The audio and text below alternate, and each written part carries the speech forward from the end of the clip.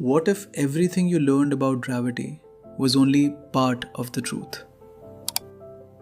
For centuries, we believed gravity is a force, an invisible pull between masses. That's what Isaac Newton taught us. According to Newton, Earth pulls the apple, the sun pulls the planets, and for everyday life, he was absolutely right. But Einstein saw something deeper. He said, gravity is not a force at all. Mass does not pull.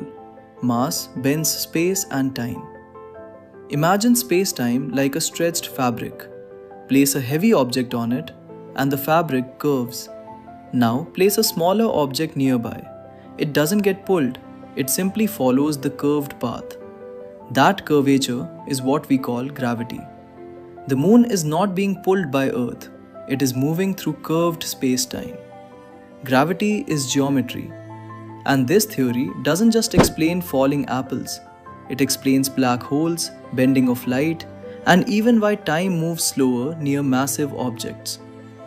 Gravity is not a force, it is the shape of the universe itself.